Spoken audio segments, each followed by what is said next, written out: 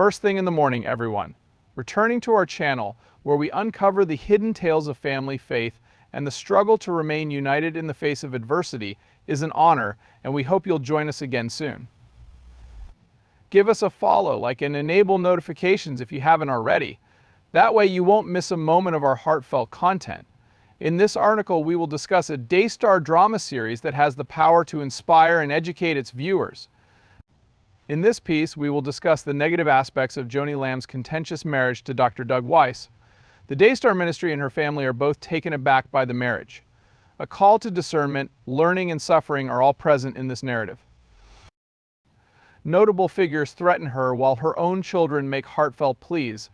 The moment to start has come. To get a better grasp of the topic at hand, let's start by reviewing the key events that transpired before to this problematic marriage. In 2021, on November 21st, Joni's spouse Marcus Lamb passed away. By January 27, 2022, the funeral must have transpired. After 30 years of marriage, Doug and Lisa Weiss have decided to part ways. It is the 31st of May, 2022. The formal dates of Doug and Lisa's split are June 4th to 9th, 2022. Joni claims that she and Doug have been having phone conversations. Current date, July 20th, 2022. Denise Bogg is coaching Doug and Lisa Weiss. August 2022, Joni and Doug have decided to start dating. In October of 2022, Joni's $37,000 resort holiday bill was paid for using Daystar credit cards. The year 2023 is May. A night with Joni will set you back an additional $60,000. June 10th, 2023 is the wedding date of Joni and Doug. The month of August 2023 has arrived. The dismissal of Jonathan and Susie Lamb occurs during the meeting of the Daystar board. Despite opposition from her children and other prominent Christians, Joni went ahead and tied the knot. To begin, let's listen to the people who disagree with her, beginning with her own children. What Joni's children have said will be my first point of discussion, focusing on her son Jonathan Lamb in particular. Surprisingly, the heartfelt letter he wrote to his mom reveals the hidden suffering within the family.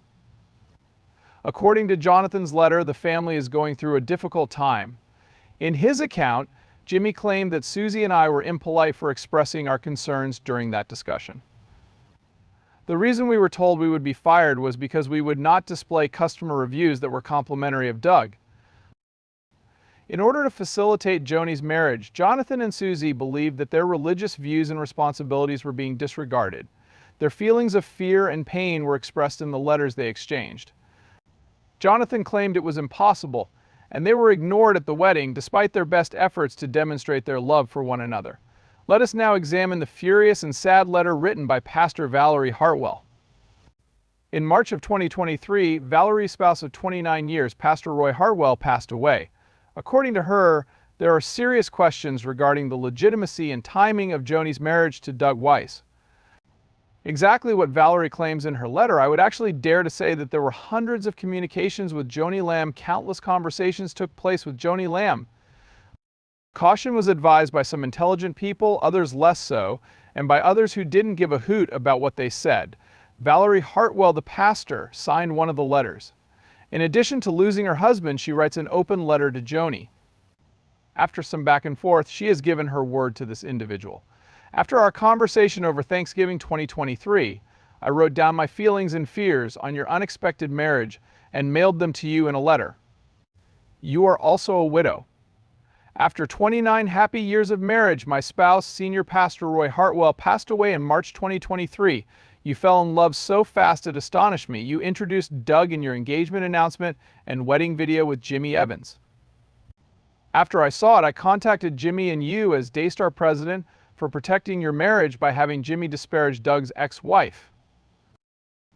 You and your children should have allowed yourself time to grieve and adjust to the loss of your father and grandfather before beginning a new relationship, I informed Dr. Doug, as you choose to call him. I did this because I believe this call is deserved by you. It was inappropriate for Doug, a licensed psychologist, to pry into the lives of a grieving family and widow at such a tender age. As a mother, grandma, and president of Daystar, you should feel even worse about approving of this vile and immoral marriage than he does about it. It has caused Daystar and your family to split apart. You instructed me not to judge the duration of your suffering by how long mine has been going on, and you responded very immediately to my email. Listen, Joni, what are you trying to say? Jumping into this relationship before even waiting 6 months for Doug's divorce to be finalized is unacceptable. In an effort to reassure your son Jonathan that you were struggling to cope with your loss of Marcus, you and your friend Tom gathered around him. In an apparent attempt to make it seem like being a widow was very difficult for you, you even penned a book while the storm was raging. Jesus died so that we might have good sex, Doug added. I asked you to clarify that in my letter to you that was finally sent on Thanksgiving 2023. To make matters worse for pedophiles, prostitutes, and other sex offenders, hearing it from a Christian doctor will make it even more difficult for children in South Africa to recover. I had no idea that your new husband at Daystar was taking precedence over Jonathan and Susie, and that they were already struggling with their daughter. The mental anguish they were experiencing as a result of their daughter was unknown to me. Once upon a time, my mom told me this: no one can ever take your kids from you, no matter how many men there are.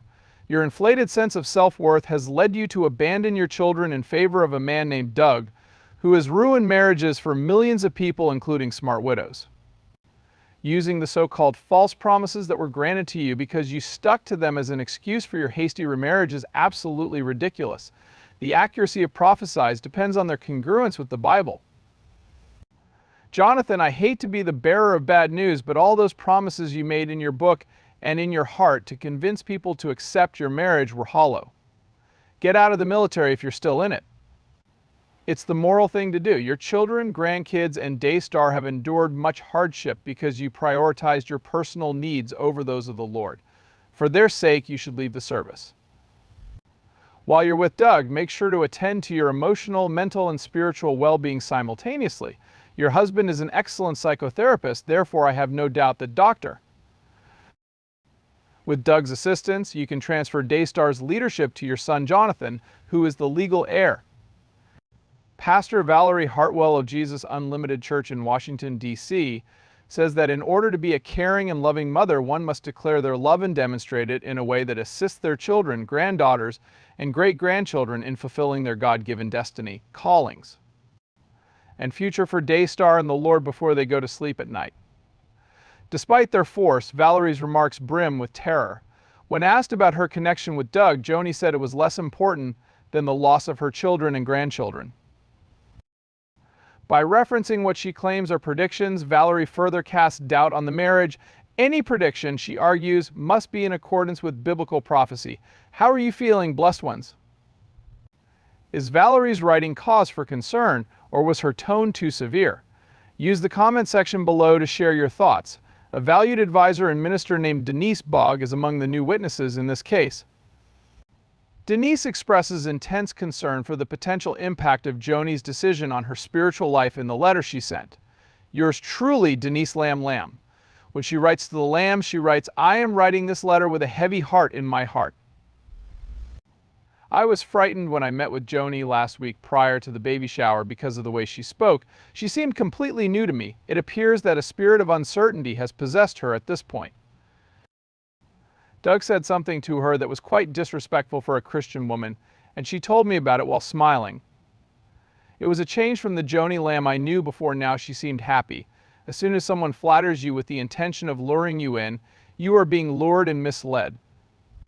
By observing the evil spirit's actions, you can identify your spiritual adversary. Someone is more prone to telling lies when they are under the influence of a deceitful spirit. At first, the spirit of deceit utilizes charm to gain in. A man will try to impress a lady if he wants to know where her heart is vulnerable. As soon as a lady believes the charm card, she is susceptible to manipulation. Stay away from evildoers and their destructive ways, as stated in Galatians 5. Rather, you ought to rectify their errors. There are two choices for us when night falls. To cope with it, you can either confront it directly or find humor in it and learn to live with it. Therefore, in this scenario, flattery takes precedence over dishonesty. Giving in to charm means allowing another person to fool you. A flatterer exposes your vulnerabilities to your adversary.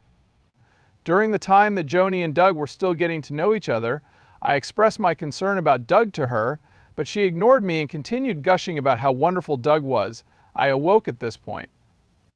A spirit of deceit had touched her, and I knew it. In the past, she had strong feelings about certain subjects, and I cautioned her to exercise caution about those. Someone possessed by a deceitful spirit will begin to assume the identity of someone you do not know when they are around you. In the past, they would have never uttered what they are saying now. This is why I feel compelled to share my concerns regarding Daystar. An assault on Daystar is underway. Because Daystar was held to such high standards by Marcus and Joni during their time together, viewers will not be deceived. When that happens, they'll be able to tell the truth from a lie. There will be a precipitous decline in viewership if people see Joni's adjustments and assume something is amiss. They will not be fooled since Marcus Lamb has guided them for so long. Something is amiss, and they will recognize the new leadership as distinct from the previous. Marcus Lamb, who is a Daystar relative, has held the position of head honcho. Truth and right were causes he passionately championed. The Lord has revealed to me that the devil is manipulating Doug in a negative way.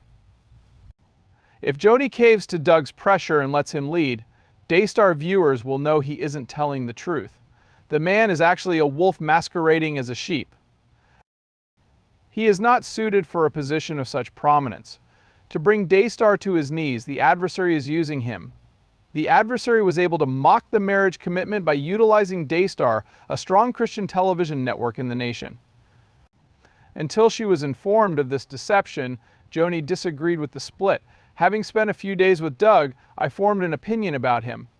I told her straight out before we were married that we had to resolve the problems from her previous marriage.